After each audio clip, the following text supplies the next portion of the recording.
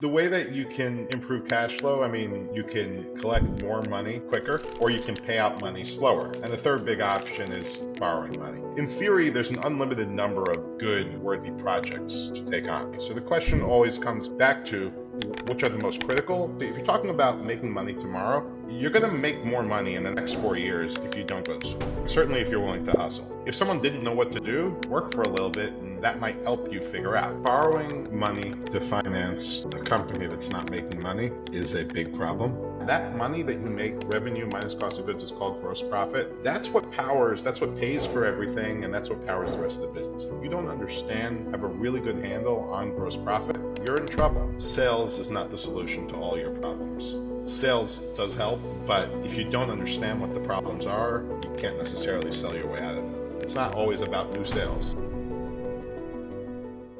Thank you, Gershon, for coming on our podcast. I guess to get the ball rolling, how can a business improve cash flow quickly? Besides for running a CFO company, I'm also a professor. I actually teach finance to students in undergraduate school nearby. So we're dealing with that in school as well right now.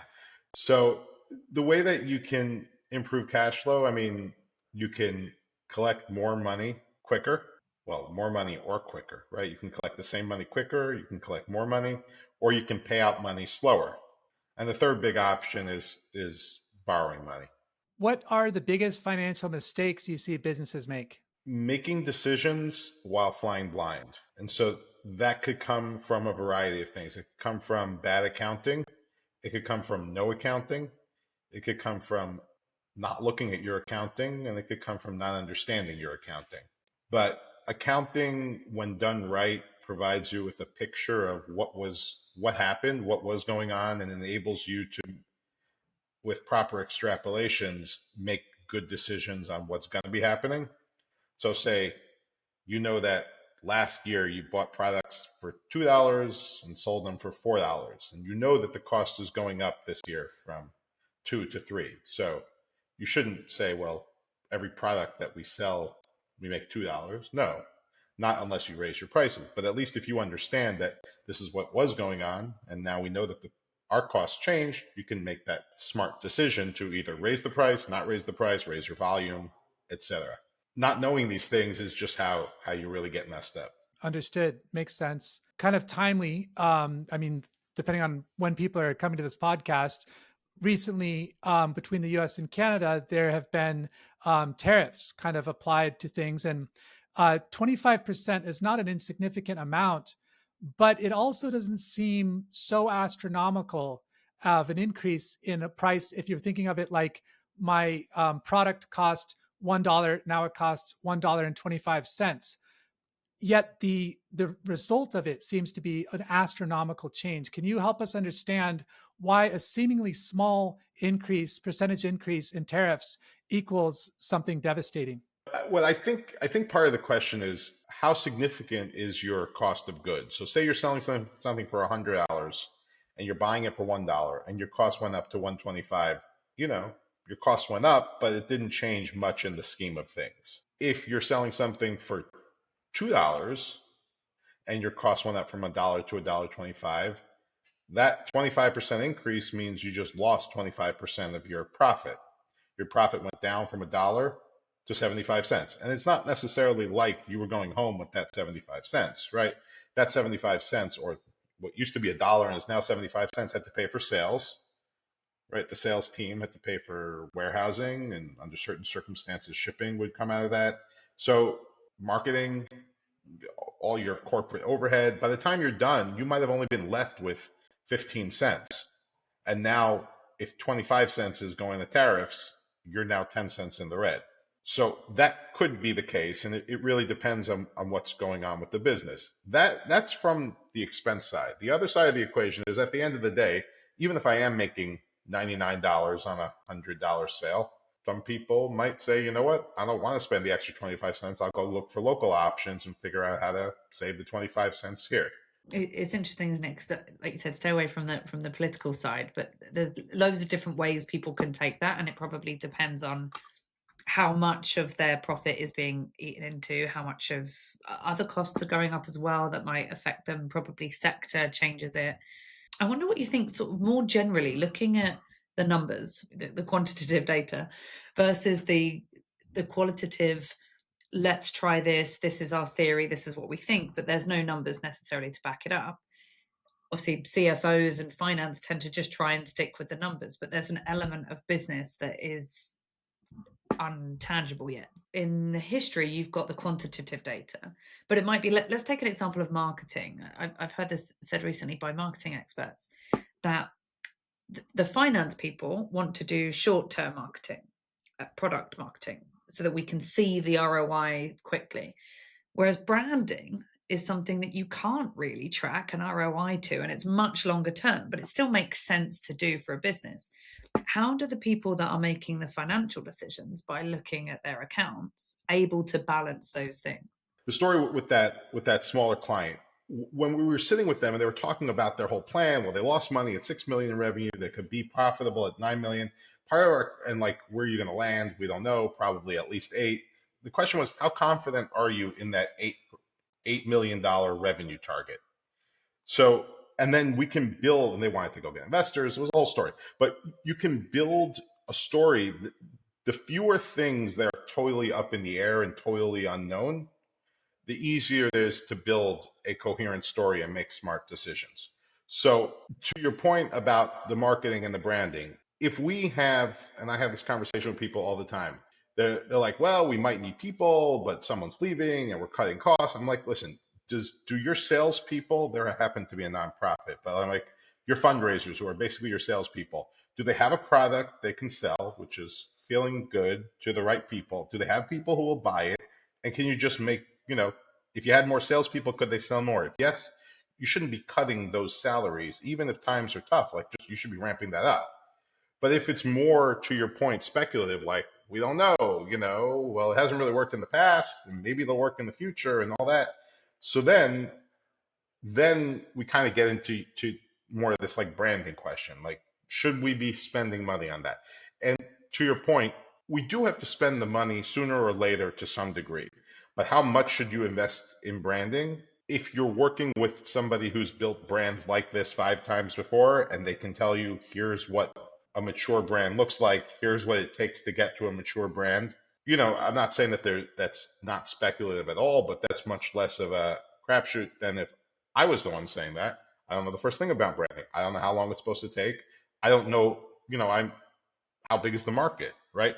You say, we've done branding for things like this 5 times before, and here's what it takes. So yeah, it could be 50% more, 50% less, but at least that we're somewhere in that range. And we say, okay, then the real question, I don't have a problem with marketing, by the way. Like, from my perspective, if the marketing people think we need marketing, they need to explain what's going to happen with it, and then we make a decision about it. But there's still always going to be in the background the issue of being able to pay for it. So you need to be able to pay. There's cash flow today, and then there's kind of where you expect it to get. So in theory, we discuss this in school, but I think with clients also, in theory, there's an unlimited number of good, worthy projects to take on, right? And those projects could be range from having lots of inventory to doing lots of marketing to hiring the smartest people around to hiring the friendliest people around. Maybe we should hire both, smart people and friendly people, so that we have the right people for each situation. There's an unlimited number, hopefully, of good things that you can do with your money. So the question always comes back to, which are the most critical, and if you can't afford them all, like using the best information you have and your plan and putting it all together and saying, what should we spend the money on? So back to Mark, I think that where businesses really land, very early stage businesses notwithstanding, but once you get like a little bit more mature, there's certain things you need to do. You got to go to the show. You're not going to pick up clients. It's to meet your old clients who are at the show anyway, and you can't really quantify it. But it's one of those things that you just have to do. You have to do it, but you can't say why. Because if you don't do it for 4 years, all the clients that you only meet at the show are never going to see you, and you're going to lose those clients to your competitors. But exactly how many clients are you keeping from going to the show? I don't really know. So, but then that's where it goes to paying to what can you afford. So I think where some companies land is you say, listen, we're going to spend 5% a year on marketing. We're going to spend 10% a year on marketing. We're going to spend 10% a year on marketing, but 5% is going to go to the speculative stuff. We'll go to the shows. We'll invest in a new whatever, things that we don't need today, but that we feel are going to make a difference as we evolve. And you just have to make sure that that's something that if it doesn't have a clear ROI and a plan, and it's just like, these are one of the things that we kind of think we should do, you have to somehow fit that into your budget. And again, different companies are going to be different. It's not like you can say it's 10% for everyone. A company where you're out of sight, out of mind, if your marketing team comes and says the way we maintain relationships is by going to the show, that's going to be much more important than a company where you're going to a show to sign up new clients and we have no idea if that works. Or even worse, we've tried it 5 times and it hasn't worked. So yeah, maybe it'll work, but that's a different kind of investment. That's the same show, but it's a totally different situation. You mentioned that you are an adjunct professor. There's some controversy or different perspectives at the very least as to like the kind of model of higher education with someone who's kind of on both sides of that, being in like business and also being a professor. What's one thing that, well, I guess maybe take a step back. How do you feel about higher education? Is it living up to its potential? And if not, what's like one change that you would make as a professor? I think that when I went to school, I learned a lot. And I think students have the ability to learn a lot in school. I think that there's a change that has occurred over a very long period of time where higher education in the olden days was more of like philosophy. It was like to broaden your mind. Whereas today, there seems to be a debate about if higher education is supposed to lead to real, like concrete utility, like being a doctor or an accountant or a lawyer, versus kind of this broader type of stuff. And what you have is when somebody goes to school to learn a trade, be that, medical, legal, accounting, business. If you go to school to learn a trade, but you're in the kind of school where they are just teaching you to broaden your mind and you come out of school with nothing when you thought you were going in to get something, that's a real problem. Now, there's some people I know in the academic world who would say, well, that's not what, school is not to learn a trade. It never should be. It never was. And that whole thing is a misnomer. But I think that that ties into what I said before about Moody's. I think that people are buying into it because they think it's going to get them a job. And some schools, what they're selling is just broadening your mind. Well, that's beautiful if that's what people want to buy. But if it's not, it's a little bit of a mess. My policy when it comes to my family and in business and everywhere else, this is a theoretical policy. I try to implement it, is just be clear. Be clear about what's going on. Don't trick people. Don't play games. So if you have students coming and they want to learn a trade, don't go sell them. I'm not saying that degree is called philosophy, but don't sell them this other stuff and then have them leave unable to get jobs doing anything. And my wife went to school. She learned a lot, but she got a degree in psychology and she was completely unqualified to do anything with it. So she came out of school and she's like, okay, she got a job working at her dad's restaurant and she managed the people. And then she went back and she got a secondary degree, which was much more relevant. But all the jobs she got, you didn't really need to go to college at all. And I know lots of people like this. But I think that when these people's parents are paying for them to go to school or people are taking out debt, it's having in mind that they're actually going to come away with a career from that. Like the people talk about ROI on college, and what kind of ROI could you be talking about if there's no plan to get anything out of it? Like the ROI of a college degree is presupposing that the college degree relates to something that you're going to, some kind of job that cares about a college degree. I think generally we tend to go toward optionality and security. So status, I think that's one reason we're drawn to status is because with status comes optionality and security. You could argue it's fickle and this and that, but that's my rough kind of hypothesis with this particular conversation. So with university, I think one broad argument might be that if you don't know what you're going to do, that's a better alternative than doing nothing. And I think that you could make an argument that that might not be the case. And so if we were to kind of wear that hat, take that perspective, what could people do that is better than university? So if we take a step back and we're talking about financial, and I acknowledge that the world is much more than financial. So I don't want to be construed as that. But from a financial perspective, I mean, I say this to my wife every day. Like my daughter is 14 years old. I'm like, she'll do better coming to work with me than going to school sometimes, because like you go to school, she's going to learn like another 3 lines of history and memorize something else.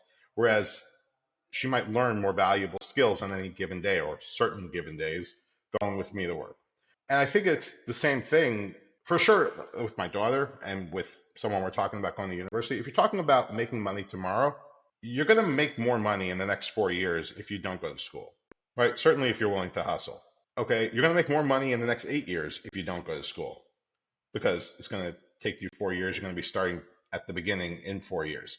So the question is, how much further from a financial perspective, it's how much further are you going to get? And if you spend 4 years working and building something up, you might go to school to build on that. You might figure out what you want. Imagine you start, and this particular thing only works if you're into entrepreneurship, but you start a business in 4 years. One, you're going to have learned a lot. Two, you'll know what you want to know more about, right? You might realize that you got killed on the legal issues and you want to go for a law degree, right? You might realize that you like the softer side of things. You might realize you don't want to own a business, but here's what you want to do. So if someone didn't know what to do, I would say go work for a little bit, and that might help you figure out. For sure, from a financial perspective, and even just like highly, highly practically. On the flip side, if you want to gain that kind of brain broadening stuff that reminds me of universities in the 1600s, which not a bad thing, then by all means go to school. Now, if you're going to a party school, I don't know if you're going to get any of the brain broadening stuff anyway. Just to close the loop on that from my perspective, one takeaway I've heard from you is don't assume like something's label means it's the same thing. Not every professor, not every university, not every major is going to be equivalent for whatever reason. So you have to see like, is this working for me? What do I want? And kind of get that balance right.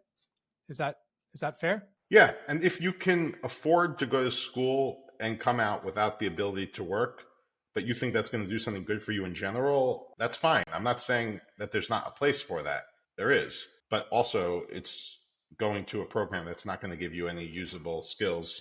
You should realize what you're walking into if you're walking into something like that. And people have been sued for this kind of stuff, if I understand correctly. I think under the Obama administration here, they were suing a lot of private colleges over this exact issue. But like you claim, people are going to go here, be able to get jobs, and they came out and they can't. Now, I'm not commenting on the politics of suing universities or the claims that the universities made. I think the concept is really parallel to what I'm sharing. It comes back to I think the quality versus quantity thing and being able to track the ROI. As an example, my brother went to a good university here in the UK. He got a history degree and he's now a personal trainer. Right? It has nothing to do with what he did. Definitely didn't need a degree to do it and had to restudy and retrain to do it. He maintains that he's very glad he went. He met friends that has given him a different depth to his life, and he learned how to not live at home and all those kind of things that come with going away to university, at least, that gave him a level of education. But I think if you look at it as ROI, I put this amount of time and I put this amount of money, what do I get the other side from a numbers perspective? There's no justification for it whatsoever, right? There was no correlation between what was earned the other side than what was put in. What I wonder from a professor's perspective is how many people do you see that you think you're here for the wrong reasons? You shouldn't be here in your classes out of interest. Over the years, I ask my students why they're taking the class. At the beginning of the first class, it's always like, who are you? Why are you here? What's your background? And I find that very often it's accounting students who have this as a required class. And I think that they don't see a point coming in, and they do benefit from being there. And by the time they leave, they see why they're there. Now, I'm dealing with that kind of selection. So I guess we have the selection bias that those people are people who are already in an accounting program and this is a core for them. Usually, again, because this is more of a quantitative thing, these people are typically are quantitatively inclined and are there for they're there to learn. Maybe that's just the makeup of the school I'm in. Like the people are there because they want to get this accounting degree. They're very motivated to do that. Even the ones who aren't accounting degrees, they're there to learn something. It might not be finance. They might have had that rammed down their throat, but they are there to learn. Really good. I mean, I don't think my students are there wasting their time. But do I think that there are people out there who are wasting their time? Depending on how you define all this. It goes back, like my wife has friends, like I know they're wonderful people and they have these psychology degrees. And it's not about psychology, it's history. It's like, what was your goal? And let's say you met your spouse in college. Is that an ROI? Is that like, I guess, is it really based on the school? You might have met them anyway. Would you tell somebody else they should go to school because they might meet their spouse? Maybe they should go to work because they might meet their spouse. It's an interesting slider because it's like, on the one hand, we had this conversation earlier with the gentleman talking about like the age old adage, you are the sum of the people you hang out with. If you're looking at university or any kind of club or group activity where it's like a signal, it's a signal that someone values discipline, someone values learning, someone values whatever. That can be good, but you still need that critical thinking. So if I go out into the wilderness, I might not have that signal because it's like, we're not part of the same group or whatever, but that also opens up kind of new possibilities. And so each can have like I guess, a benefit and a detriment. So I don't think there's like a perfect sort of set and forget sort of decision. It's something you said as well there, Gershon, about willingness to hustle. You said that phrase. The way I see this is that if you have a willingness to hustle, whether you go to university or you don't, you will find success in whatever you do. If you don't have a willingness to hustle and you go to university and you, especially in the UK where we can drink at 18, which is when you go to university, you go for that reason and you socialize, you may or may not meet your spouse and you do whatever, but you're going to get out and you're not going to try that hard and you're not going to push yourself out the box, and you didn't get a job really easy as soon as you left uni and then you wish you never went. Or you could not go to uni, you could work and you could stay working in whatever, I don't know, a pub or something for the rest of your life.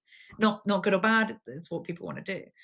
But if you have that willingness to hustle, go or don't, you'll find success.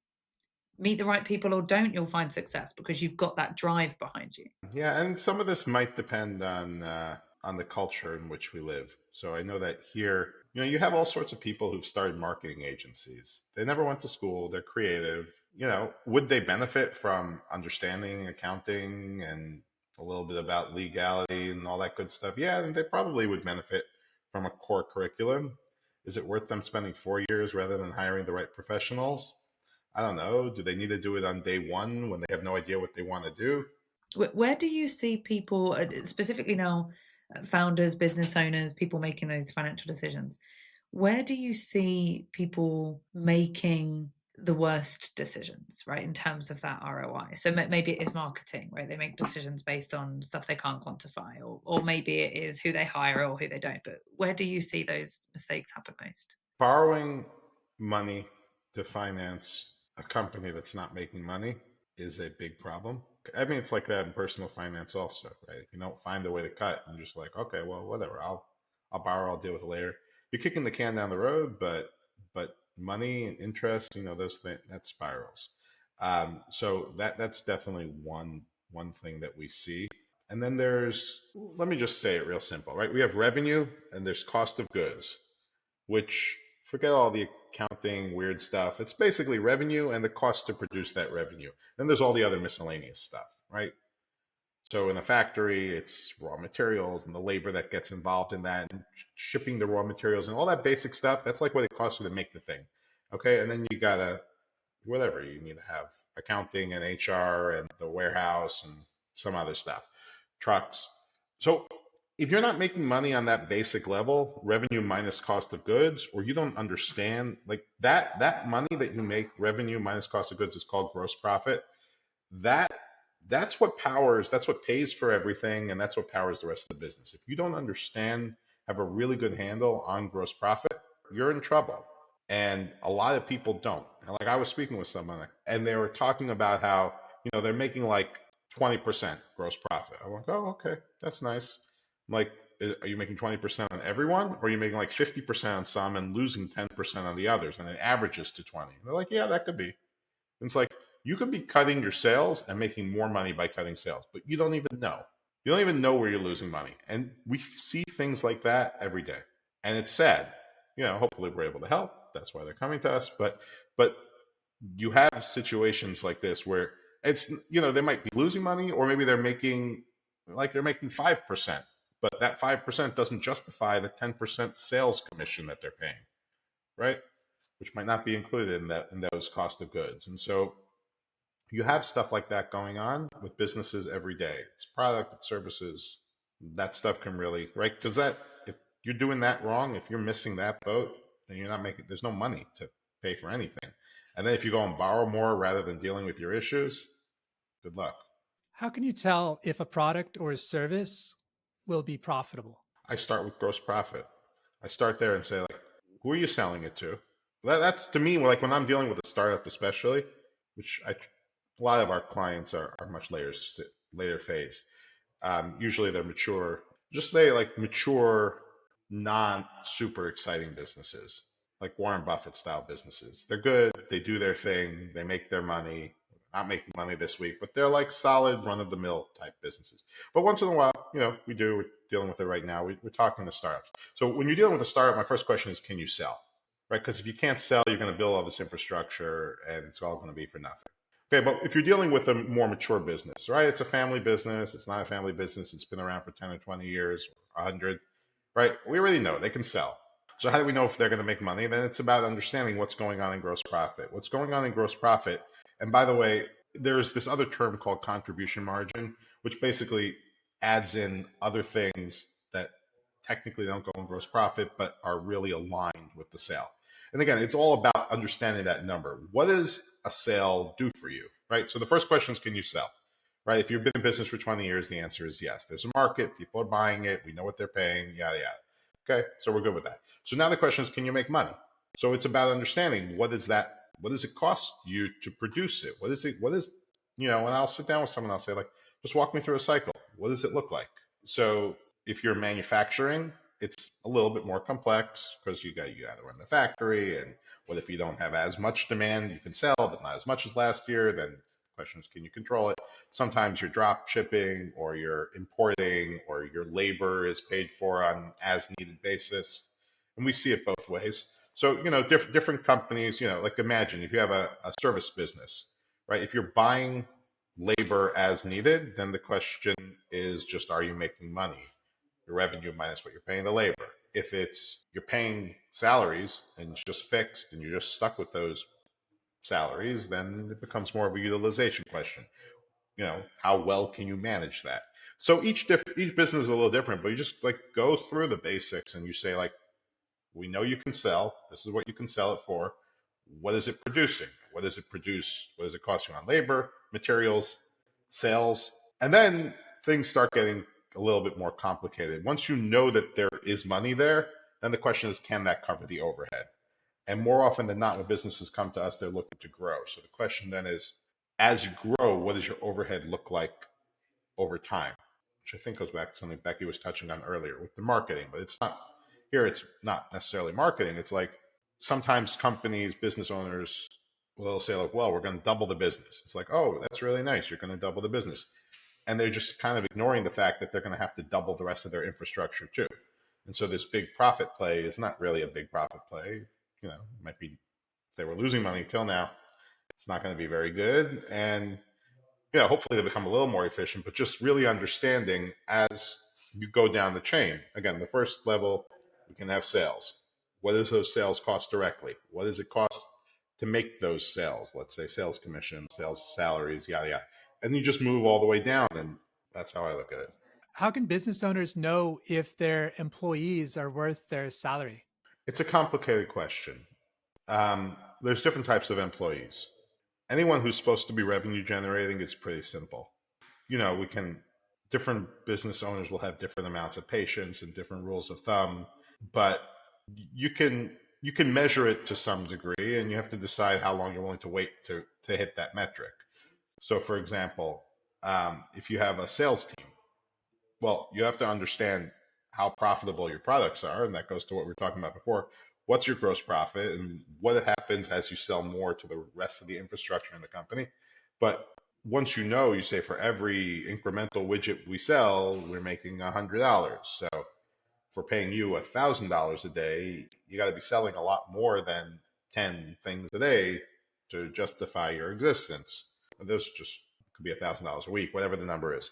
Um, so for those kind of people, I would say it's a little bit, in a certain way, it's less complex. You want to work with HR, you want to build proper comp plans, you want to incentivize people, but they're probably profitable. If they're not, I mean, again, if you don't know what your gross profit, if you don't know how much money you make when you sell something, there's no way to know if your salespeople are profitable. They might be selling stuff that's losing money. And we had this where we went into a client and they're like, they had all sorts of products, high margin, low margin. The salespeople were just getting these really fat salaries plus really nice commissions. And if I recall, I wasn't working on it, but if I recall correctly, all the products were treated the same. They were probably losing money on these salespeople because they had a messed up comp plan and because they didn't understand their margins and they weren't dealing with their issues. And eventually they transitioned. I think they changed the comp plan, then the salespeople left. So, and hopefully they got good salespeople and whatever. Fine. Now, when we switch to other kinds of employees, I mean, how do you measure the value of HR? My wife's in HR. And I tell her, listen, if you just saved the company from a lawsuit, you should be writing that down. Like one day you're going to go to your boss, you're going to tell him, look at all these things that didn't happen. But fundamentally, when you look at you have certain departments which you just need, and then they may not be saving you anything. I don't know that every department is going to save you something or bring you something, but you got to run payroll. So how do you measure if payroll is profitable? It's like, if they don't make mistakes, your employees won't sue you and the state won't sue you. So that's good. And if you have somebody else who doesn't make mistakes and costs less, I guess maybe you should go with them. And I think that it's going to be like that with lots of departments. If they do what they're supposed to do, and again, we're talking about a more mature company with existing roles. If we're dealing with roles that don't yet exist, I have a totally different way I look at it. It's like, what are they going to, then you can really off and quantify it. It's like, especially when you're dealing with a founder, 20, 30 person business, like you hire that person. It's like, well, that's really expensive. Yeah, but what could you do with that time instead? Right? Imagine if it wasn't your headache. That's easy because that really translates back into sales or some other version. It's sales, it's bringing on new people because the salespeople are selling, but the founders so adding roles in a certain way, I think is much easier than how you quantify the value of existing roles. Like, I guess you can go about it the same way. It's like, well, if we had no HR department, where would we be? So then every department would be doing their own thing and we'd probably end up getting sued because they do it wrong. Okay, good. So then HR's job is to save us from $10 million a year in lawsuits. Okay, it's worth it. How about accounting? We go through the same thing. If there was no accounting, we'd probably pay more in taxes. How much? I don't know. Maybe we'll skip accounting this year. On the flip side, if you have a problem that's causing you to look for HR, right? You have this existing problem. All these departments are already hiring the wrong people, which means that they're wasting time, which goes back to revenue generation, unfortunately, because I hate for it to all be about that. But right, every one of these departments now, you either have to hire more people because you know that you have a turnover problem, or you have to fire people and give severance, or whatever the problem was that's causing you to hire. Now it's very easy to understand the value of HR. But when you're like in the humdrum and it's kind of working, and now it's 5 years later, like what's the value of these 3 people in HR? I don't know how you measure that. Coming back to the gross profit, and you've said a couple of times now, and it makes sense that you could be selling more of a product but actually losing on it based on the margins. What's one actionable thing that an owner or a founder can do to easily identify that? Because it's in a way a little bit shocking that you wouldn't know that, right? You wouldn't know that you're not making any money on a particular product line. What are the things that people can look at? One actionable thing that would make that easier to identify? If we're dealing with products, I would start with a SKU by SKU. I don't know if this is one simple, you want it actionable. I mean, we have these clients, they have the data, they're not looking at it. And then they don't know why they're losing money. And it's like, well, why don't we start looking? Like half the time the data's there.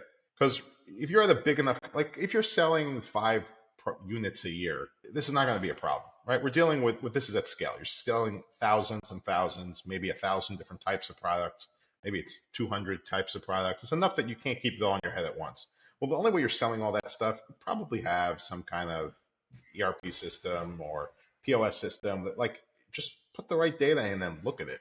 To me, that would be the simplest hack. Just look. And if you don't know how to look, call us to help you look. But seriously, like you could do this on your own. At least the basics. Where it gets more nuanced is, well, we have this thing that's making 10% and this other thing that's making 40%, but we don't know like how much of the overhead is really attributable to this 10%, and we're shipping it all, but the 10% thing, it doesn't take up that much room on the truck, so maybe there's not really much of an increment. Like that's where it gets complicated. But knowing that you're selling ice cream and sausages and the ice cream tends to melt half the time or a third of the time, and just knowing like what are you buying ice cream for, what are you selling it for, and layering in some of those obvious things like the ice cream melts and you can't sell it. If you go and you lump spoilage together, but spoilage doesn't apply to 80% of your stuff, right? Let's say you're selling crackers and ice cream.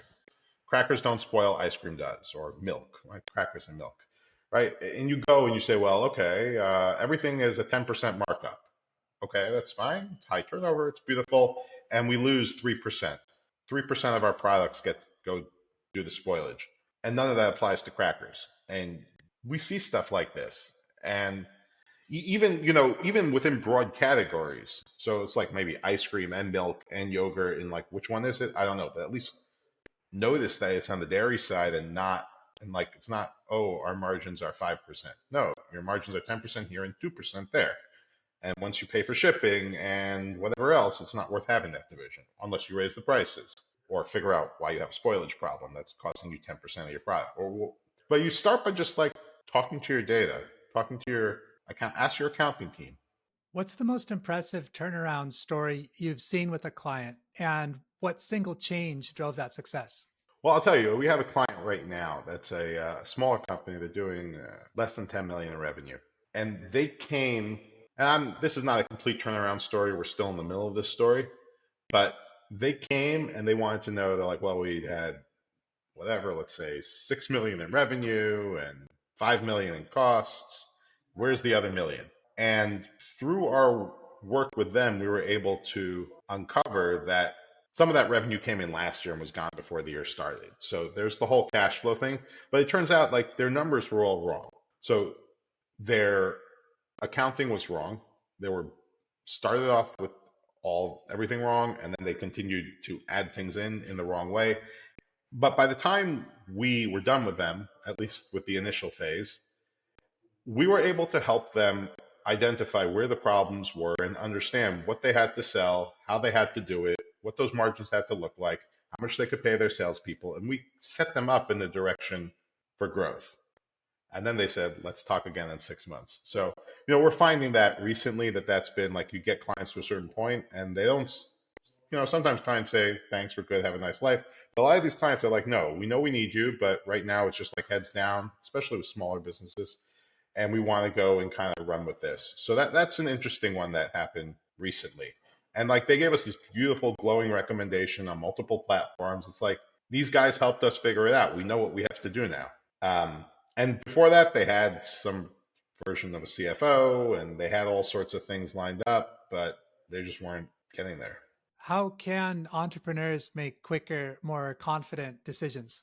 I'd start by looking at a P&L, and if you've got multiple types of products, just asking your people for reporting on those.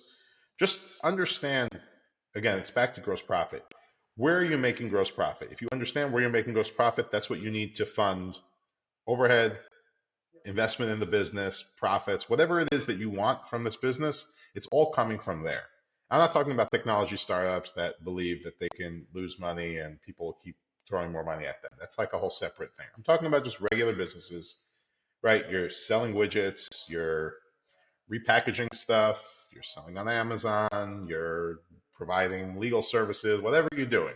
You have to understand, right? If you run a law firm and you don't understand that this attorney is using 3 associates and that attorney is using none, then you don't know which of your revenue producers are making money and which are not. The attorneys are the revenue producers.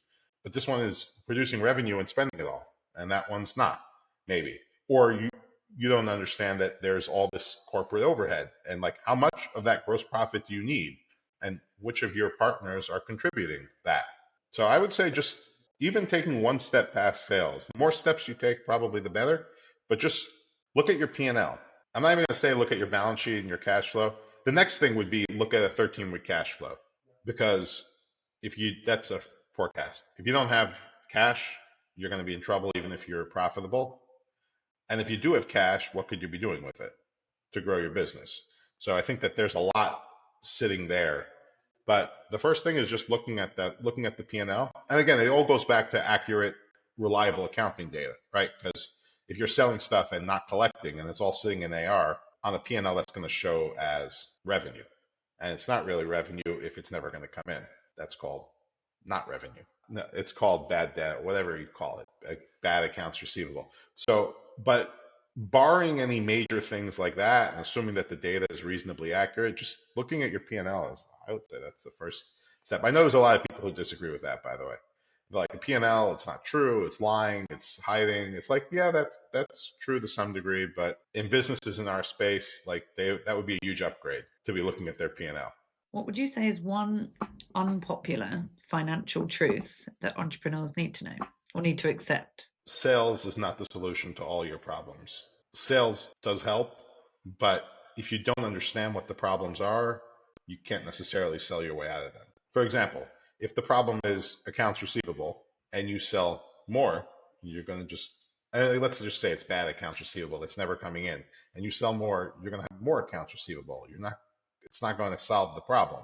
Again, selling more could help if you have a profitable model, and you still have to be careful because you could be profitable and sell your way into a cash flow problem. Those things can happen also. Like we have a client right now, like they there's one person on the team who keeps saying sell, sell, sell, and like, but you have client retention issues.